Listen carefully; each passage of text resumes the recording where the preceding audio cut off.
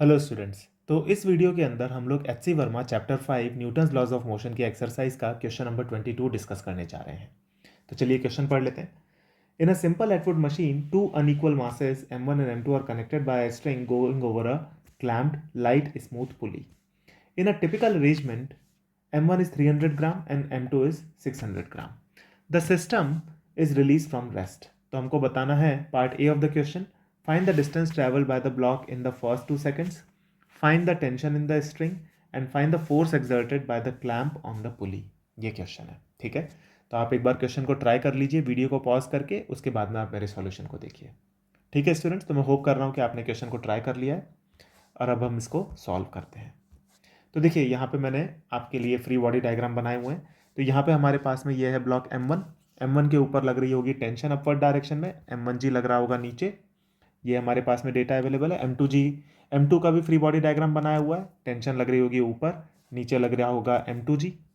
ठीक है, ये हमारे पास में फ्री बॉडी डायग्राम आ गए M1 और M2 के। अब पुली का भी फ्री बॉडी डायग्राम बना लेते हैं। पुली के बारे में हमको इन्फॉर्मेशन दी हुई है कि पुली जो है वो लाइट है।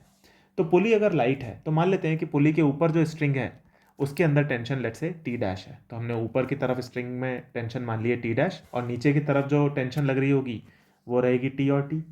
ठीक है, तो हम अगर पुली के लिए इक्वेशन लिखें तो हमारे पास में क्या इक्वेशन आएगी? पुली के लिए हम Newton second law of motion की अगर इक्वेशन लिखें तो क्या इक्वेशन बनेगी?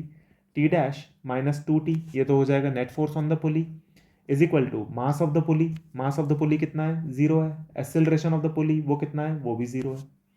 ठीक है, तो हमारे पास में ये इक्वेशन आ गई। तो इसलिए हमने इसके ऊपर कोई mg भी नहीं लगाया था क्योंकि पुली का कोई मास नहीं है। तो यहाँ से हमको मिल गया टी डैश की जो वैल्यू होगी वो 2t के बराबर आ जाएगी। ये हो गई इक्वेशन नंबर 1। टी डैश की वैल्यू 2t के बराबर होगी। ये चीज़ हमने प्रूव कर दिया इस पर्टिकुलर केस में कि पुली के ऊपर वाली जो स्ट्रिंग है वहाँ पे टेंशन 2t होगी। यानी कि अगर हमको t की वैल्यू मिल गई तो हमको वो फोर्स जो कि क्लैंप इस पुली के ऊपर लगा रहा होगा वो भी हमको मिल जाएगा, उसकी वैल्यू होगी 2t। वहाँ पे ऊपर चाहे स्ट्रिंग हो चाहे क्लैंप हो कोई फर्क नहीं पड़ता, इक्वेशन सेम ही बनेगी। तो यानी कि बी, और अगर हमको बी पार्ट का आंसर मिल गया तो सी पार्ट का आंसर भी मिल जाएगा। देखो बी पार्ट में हमसे क्या पूछा हुआ है? Tension in the string. C part में पूछा हुआ है कि ये जो क्लैंप है ये पुली के ऊपर कितना फोर्स लगा रहा होगा। तो हमको पता है कि वो टी लगा रहा 2t लगा रहा होगा। यहाँ पे अगर टी है, यहाँ पे टी है, तो यहाँ पे जो फोर्स होगा वो 2t होगा। तो अगर हमको टी मिल गया यानी कि पार्ट बी का आंसर मिल गया तो सी का भी मिल जाएगा। ठीक है, तो हम यहाँ पे और इक्वेशंस बना लेते हैं। अब देखो हमको ये पता है कि M2 जो है वो M1 से बड़ा है, यानी कि M2 नीचे जा रहा होगा और M1 ऊपर जा रहा होगा। ठीक है, तो हम क्या करते हैं M2 और M1 के लिए भी इक्वेशंस बना लेते हैं। तो M2 के लिए इक्वेशन बनेगी M2G minus T will be equal to M2 into A, और एक और इक्वेशन आ जाएगी M1 के लिए, वो हो जाएगी T minus M1G is equal to M1 into A. ये हो गई थर्ड इक्वेशन। अब आप देखिए इक्वेशन 2 और 3 इन दोनों को अगर आप ऐड कर दो तो आपको ए की वैल्यू मिल जाएगी, डिवाइड कर दो तो आपको टी की वैल्यू मिल जाएगी, या फिर अगर आप 2 और 3 से ए की वैल्यू निकाल करके वापस से किसी भी इक्वेशन में पुट बैक कर दोगे तो भी आपको टी मिल जाएगा। तो जब आप इनको सॉल्व करते हो तो ए की वैल्यू आती है आपके पास में M2 minus M1 upon M1 plus M2 multiplied by G, और टेंशन की वैल्यू आती है आपके पास में 2M1M2 upon M1 plus M2। ये आपके पास में एक्सेलरेशन और टेंशन की वैल्यू आती है। तो इन दोनों को हम निकाल कर रख लेते हैं।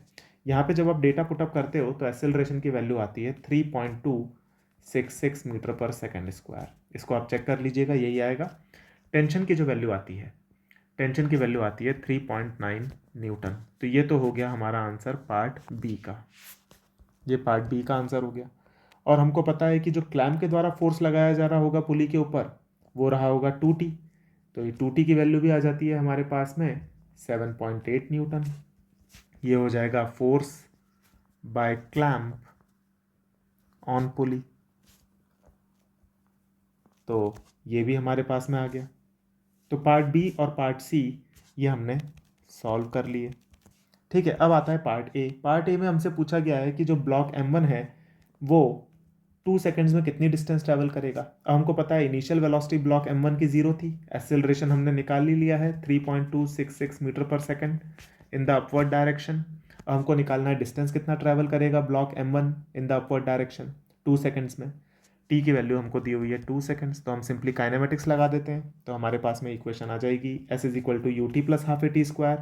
यू है 0, टी की वैल्यू हमको दी हुई है 2 seconds plus half into A 3.266 multiplied by 2 square, और इसको जब आप सॉल्व करते हैं तो आपके पास में डिस्टेंस आता है around 6.5 metres, and this is the answer to this question. तो देखिए सिंपल क्वेश्चन है।